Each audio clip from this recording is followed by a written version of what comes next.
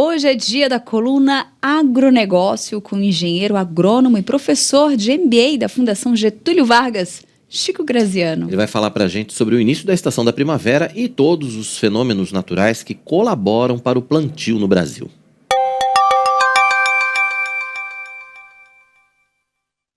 Quem gosta de astronomia sabe que na entrada da primavera, que aconteceu nessa semana passada, precisamente às 16 horas e 21 minutos, foi quando entramos na estação da primavera. Por que mesmo? Da onde vem este horário preciso? É que é exatamente neste momento, às 16 horas e 21 minutos, do dia 22 de setembro, que aconteceu o equinócio da primavera. Muito bem. O que é o equinócio? Equinócio é exatamente o momento em que, visto a inclinação da Terra em relação ao Sol, nós tivemos o dia exatamente do mesmo tamanho que a noite. Vejam como são as coisas então na astronomia. E depois eu vou falar da influência disso sobre a agricultura.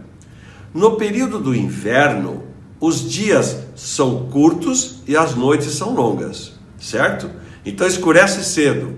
Aí o que vai acontecendo? Os dias vão ficando mais longos, as noites vão ficando mais curtas, até que um momento, que é o equinócio da primavera, quando elas têm exatamente o mesmo tamanho. A partir, portanto, da entrada da primavera, os dias começam a ficar mais longos que a noite. E concomitantemente, o que acontece é visivelmente a insolação fica maior.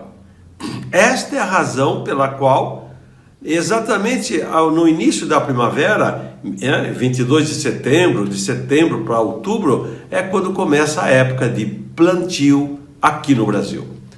Esta época é determinada pelo maior tamanho do dia, horas, pela insolação, que vai permitir com que as plantas façam maior fotossíntese, e também pela chegada das chuvas. Então, chuvas, tamanho do dia, horas de sol e influência da fotossíntese são esses fenômenos naturais que regulam a época de plantio. Chegou a época da agricultura no Brasil.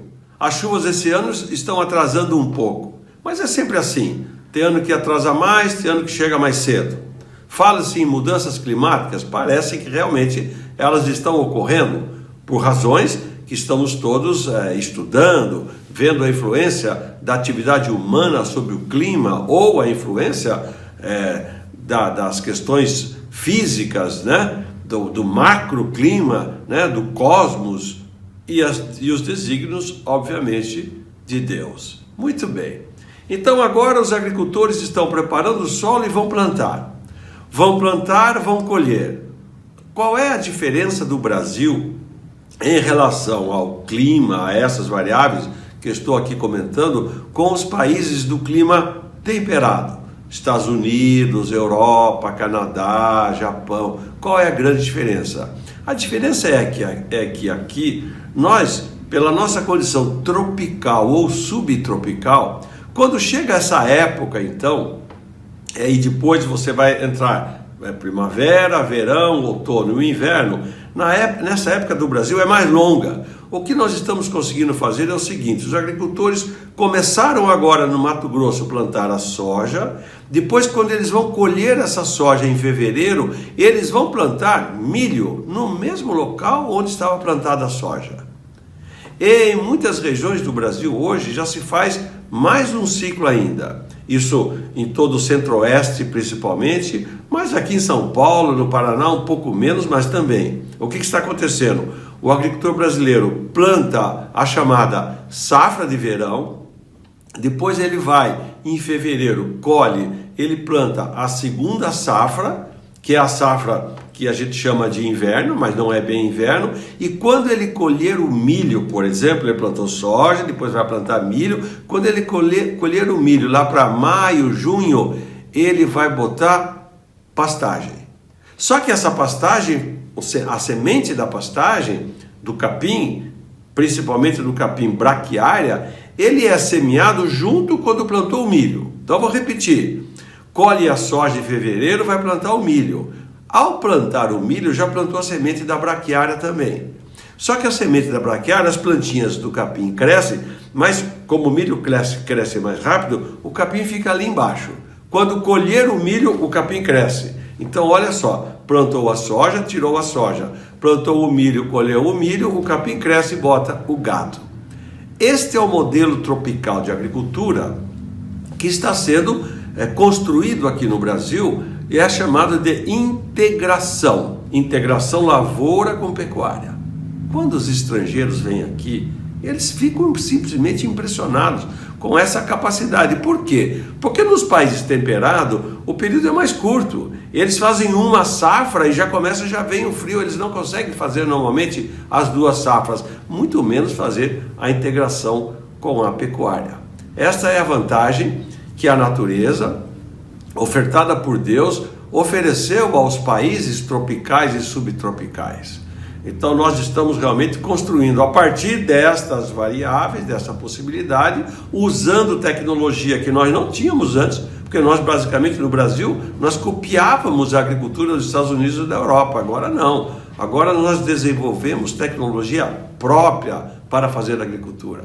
E nesse modelo tecnológico tropical, não se faz mais a aração, nem a gradiação do terreno. Faz o que então? Faz o plantio direto.